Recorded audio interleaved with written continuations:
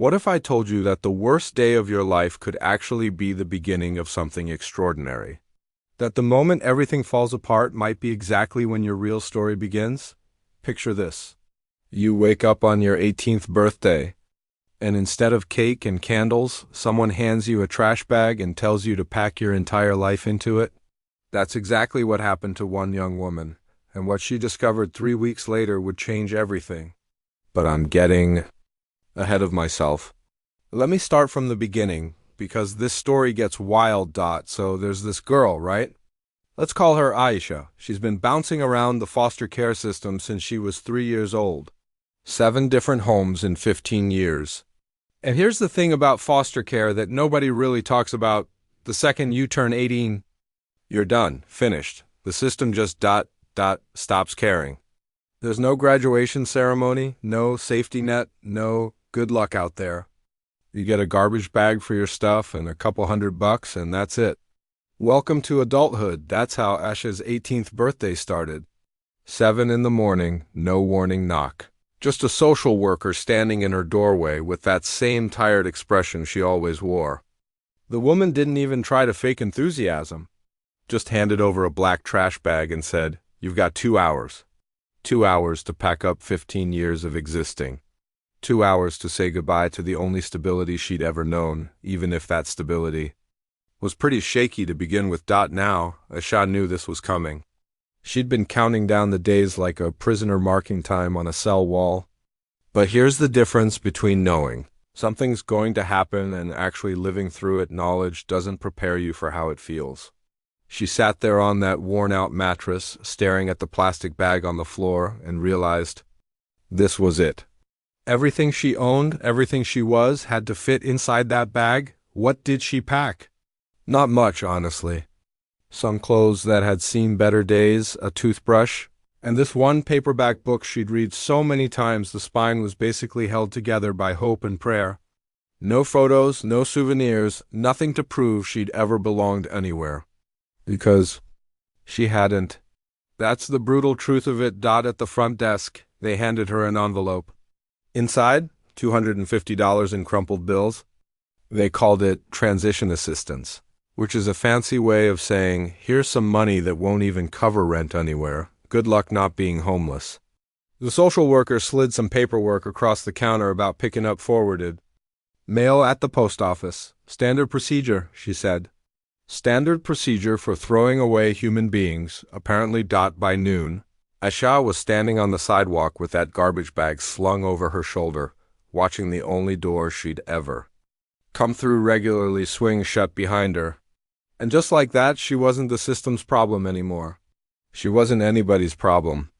She was just nobody. The October wind was already cutting through her jacket, the thin one that definitely wasn't going to hold up against winter, and she started walking toward the bus stop.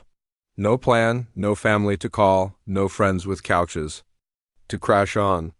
Just $250 and a ticking clock counting down to disaster. But here's where it gets interesting. She stopped by the post office first, handed over her ID, waited while some clerk disappeared into the back. He came out with a stack of mail held together with a rubber band. Mostly junk, right? Credit card offers for someone named current resident, pizza place, flyers advertising. Deals she couldn't afford anyway. But at the bottom of the stack, there was this one envelope that was different. Thick, cream-colored paper, the expensive kind you can feel between your fingers. The return address said it was from some law firm. She'd never heard of Now. Aisha had never gotten a letter from a lawyer before. Her first thought? Oh, great, what did I do? Maybe one of her foster parents was suing her. Maybe there was some paperwork mistake and she owed the system money. Her hands were actually shaking as she tore it open. What she read made 0 sense. None. She had to read it 3 times before the words even started to connect. Apparently, some woman named Eleanor Whitmore had died 6 months earlier and left behind a will. And in that will, this Eleanor Whitmore, a complete stranger, had named Aisha as the sole beneficiary of some land out in the middle of nowhere. A place called Harwick County. Aisha had never heard of Eleanor Whitmore, never been to Harwick County. Had absolutely no clue why a dead woman she'd never met would leave her anything. But it gets weirder. The letter said if she wanted to claim this inheritance, she had to pay a transfer fee of $5 and move on to the property within 30 days. $5. That's it. If she didn't do it, the whole thing would revert to the state. $5 for land? Come on, that's obviously a scam, right? Had to be, but here's the thing, Aisha had nothing to lose. $250, no home, and absolutely no future. If it was a trick, at least it gave her something to do besides panic about. Where she was sleeping that night, so she found the law office. Second floor of this building that reeked of old paper and cigarette smoke. The receptionist looked at her like she'd wandered into the wrong dimension, but eventually led her to this back office where an ancient lawyer sat behind a desk drowning in files. Guy's name was Morrison, and he didn't offer to shake her hand. Just slid a folder across the desk with pictures inside, and oh man, these pictures. The property was basically a patch of overgrown forest with no road access. And in the middle of all those weeds and trees sat this thing called a Quonset hut, basically a half-cylinder building made of corrugated steel, except this one was completely rusted out, sagging, covered in vines, looking like it hadn't been touched by human hands in decades. No electricity, no running water, no sign that anyone had ever actually lived there. Aisha looked up at Morrison. "This is it?" "That's it," he confirmed. Then he leaned back in his chair and said something that immediately set off alarm bells in Aisha's head. He told her she should sell, just like that. Without her even asking, he's telling her there's already a buyer interested, ready to offer. $3,000 cash. Now pause for a second. $3,000 is a lot of money when you only have $250. It's a security deposit, first and last month's rent, a chance to start over with an actual roof over your head. But something about how Morrison said it made Aisha stop. He was too eager. His eyes kept darting between the folder and her face, watching for her reaction like he was waiting for something specific. Think about it. If this land was worthless, why was there already a buyer lined up before she even knew the place existed? If the Quonset hut was just a pile of rust in the woods, why did someone want it so badly they had cash ready to go? Aisha asked him who the buyer was. You should have seen his face change. A development company, he said, suddenly all cold and professional. They have interest in the area. She pushed harder. What kind of interests? And that's when he shut her down completely. Said it wasn't relevant. Said she should be practical.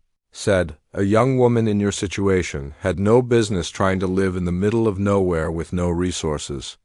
A young woman in your situation? She'd heard variations of that phrase her entire life. People telling her what she couldn't do.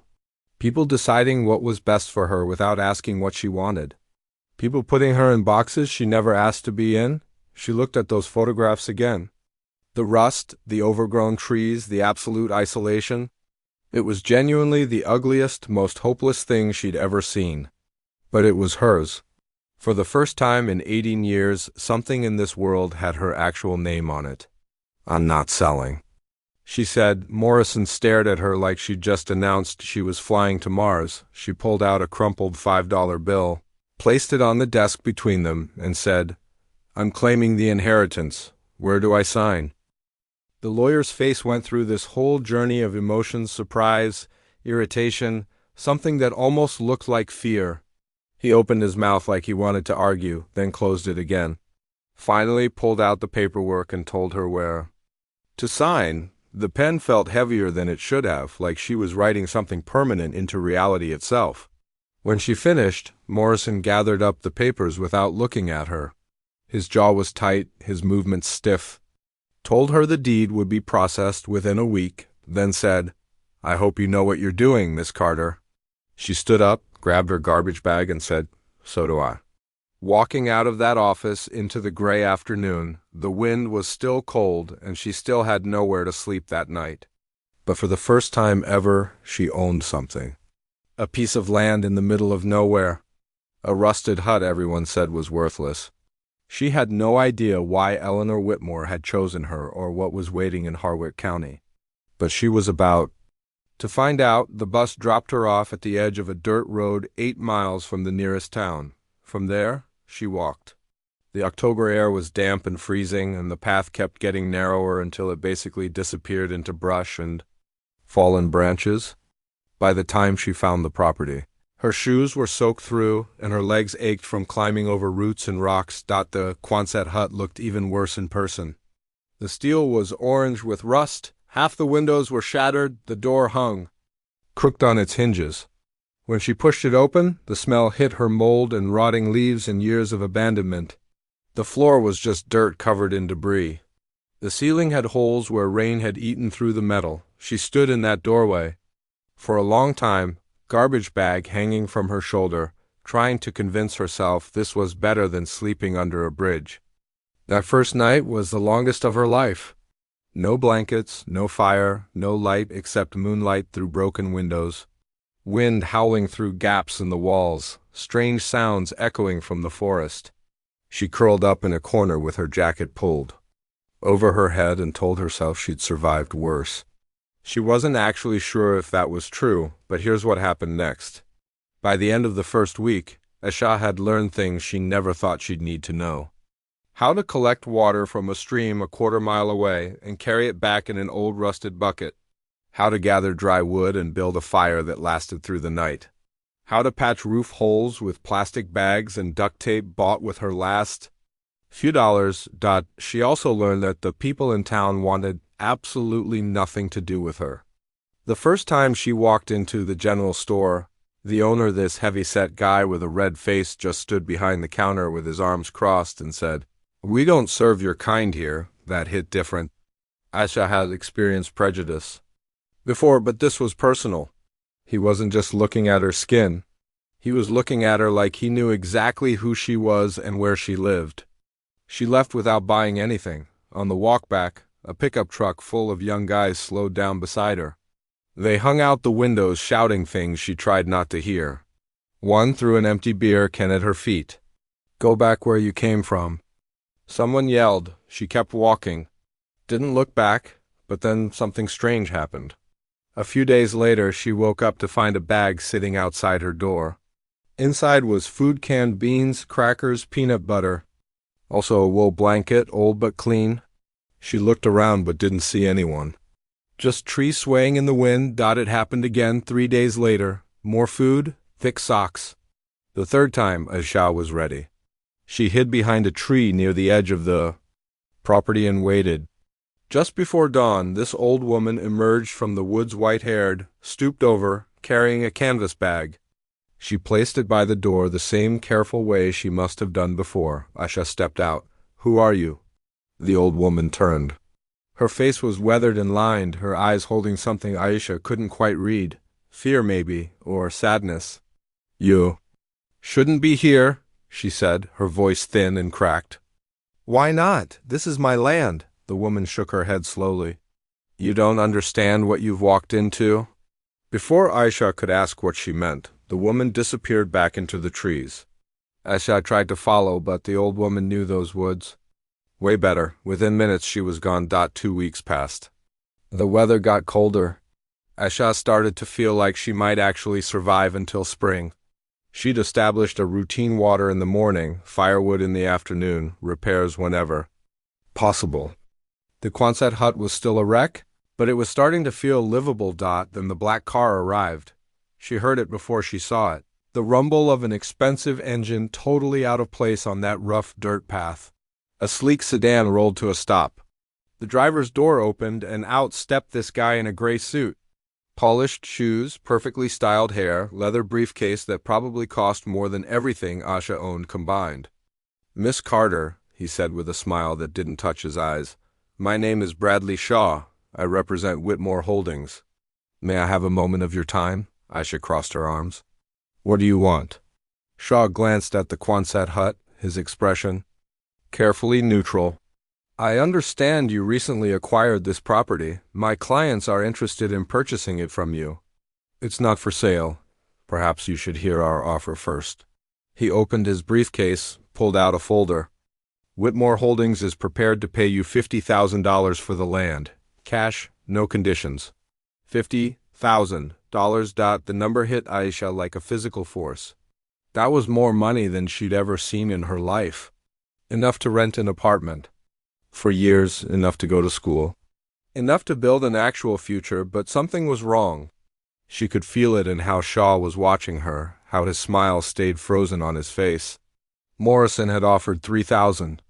Now this guy was offering $50 for a rusted hut on overgrown forest. Why? Aisha asked. Shaw blinked. I'm sorry? Why do you want this land so badly? You people have been trying to buy it since before I even knew it existed. We have interests in the region, Shaw said smoothly. Environmental conservation, sustainable development. This parcel would fit nicely into our long-term plans. He was lying. Aisha could see it in his eyes, hear it in the rehearsed cadence of his voice. He'd given this speech before, probably dozens of times. I'm not selling, she said. Shaw's smile flickered. Miss Carter, I urge you to reconsider. A young woman living alone in conditions like these, it's not safe. Anything could happen out here. Is that a threat? It's a reality. Shaw tucked the folder away and snapped his briefcase shut. You have my card. When you change your mind, give me a call. He drove away. Aisha watched until the sedan disappeared. Around a bend, her hands were shaking, but not from fear. From anger. They thought they could scare her. They thought she'd take their money and disappear like a good little orphan. They had no idea who they were dealing with. The attack started 3 days later. Someone dumped motor oil into her water source. She woke up to find rocks thrown through her remaining windows. A letter arrived demanding she submit to a safety inspection within 14 days or face forced removal. The townspeople who'd already been cold became openly hostile. The general store put up a no trespassing sign whenever she approached. People crossed the street to avoid her. Children pointed and whispered. Aisha understood now. This wasn't just a company trying to buy her land. This was an entire system trying to crush her. Whitmore Holdings had money and power, and they were using both to make her life impossible. Every night, lying on that cold floor, she thought about giving up, about walking away, taking whatever they offered, starting over somewhere else. She'd done it before. She could do it again, but every morning she woke up and looked at the walls she'd patched, the fire pit she'd built, the life she was carving out of nothing. And she stayed. The storm came on a Thursday night. Rain hammered the steel roof like gunfire. Wind shook the walls so hard she thought the whole structure might collapse. She huddled in the corner, wrapped in that wool blanket, watching water leak through holes she hadn't been able to patch. She was about to lose everything. She could feel it. Then someone knocked on the door. Aisha's heart stopped. Nobody knocked on her door. Nobody came here except people who wanted to hurt her. She grabbed the length of pipe she kept by her bed and approached slowly. Who is it? My name is Mabel Thornton. I've been watching you. I think it's time we talked. Aisha opened the door. The old woman from before stood there, soaked to the bone, white hair plastered to her skull. She looked exhausted and afraid, but her eyes were clear. May I come in? Aisha stepped aside. Mabel entered, dripping water everywhere, looking around at the patched walls and meager fire. You've done well, she said. Better than I expected. Why are you here? Mabel lowered herself onto an overturned crate that served as Aisha's only chair. For a long moment she said nothing. Then she looked up with an expression that held decades of regret. I knew Eleanor Whitmore, she said. I worked for her family for 40 years. I was there when everything happened. Aisha felt her chest tighten. What do you mean, everything? I knew your mother, Aisha. Her name was Lorraine Carter. She worked in Eleanor's house just like I did. The world tilted. Aisha reached out to steady herself against the wall. Her mother, someone who knew her mother. She was a good woman, Mabel continued. Kind, hardworking. Eleanor loved her like a daughter. The old woman's voice cracked. But then Lorraine got pregnant and everything fell apart. What happened? To her? Mabel shook her head. I can't tell you everything. Not yet. They're watching. They've always been watching. She stood up, joints creaking. But I wanted you to know you're not alone. Eleanor left you this land for a reason. What reason? I'm sorry, I've already said too much. Just don't give up. No matter what they do to you, your mother would have wanted you to fight. She disappeared into the storm before Aisha could stop. The next morning, Aisha walked to the town library. Small building, barely bigger than a shed, but it had a computer with internet. The librarian glared when she entered but didn't tell her to leave. Aisha typed Whitmore Holdings into the search bar and started reading. The company was founded by Richard Whitmore, a real estate developer who'd built a fortune buying rural land and turning it into commercial properties. Net worth over $2 billion. He owned half the county with plans to develop the other half, but buried in an old news article from 10 years ago, Aisha found something interesting. Richard Whitmore had removed his own mother, Eleanor Whitmore, from the company's board of directors. Official reason? Personal differences? Unofficial reason, according to anonymous sources? Eleanor had opposed her son's plans to develop protected land. Eleanor had spent the last decade of her life in seclusion. No public presence, no social media, no photographs after a certain date. Like she'd vanished, Aisha printed everything she could find and walked back. The pieces were starting to come together, but she was still missing something important. That night, she began searching the property. Started outside, checking the foundation, the ground around the hut, anything unusual. After 3 hours, she found a patch of dirt near the back that was slightly raised. Like something had been buried there, she dug with her bare hands. 6 inches down, her fingers hit metal. A rusted lockbox, small enough to carry with one hand. The lock had corroded away. The lid came off easily. Inside was a stack of papers, a handwritten letter, and a folded map. Aisha brought everything inside and spread it out on the floor. The papers were legal documents, property deeds, geological surveys dating back decades. The map showed the region around her land with a large blue circle drawn in the center. Next to it, in faded ink, primary aquifer. Her land was sitting on top of an underground water source. The only one within 50 miles? Aisha unfolded the letter. The handwriting was elegant but shaky, written by someone old and sick. Dear Aisha, it began. If you're reading this, then I've succeeded and you're finally home. The letter told her everything. Eleanor Whitmore had known Lorraine Carter, had loved her. And when Eleanor's son Richard had thrown Lorraine out into the winter cold for getting pregnant, Eleanor had never forgiven herself for not stopping it. Now here's where I need to pause, because this story reveals something powerful about how the world really works. About what happens when you're young and alone and everyone tells you to give up. About what you discover when you refuse to let them win. But before I tell you how this ends, I need you to understand something. This isn't just a story about land or money or corporate greed. It's about identity, about finding out where you come from, about realizing that sometimes the people who seem like they're hurting you are actually terrified of what you represent. If you're still watching, drop a comment and let me know, have you ever been in a situation where everyone told you to quit, but something inside told you to keep fighting? Because that's exactly what Aisha had to decide. And what she chose next would determine everything. Make sure you're subscribed, because you won't want to miss how this resolves. Hit that like button if you're invested in Aisha's story. And I'll see you in the next one, where we discover what was really buried on that land, and why an entire town was willing to destroy one young woman to keep it hidden.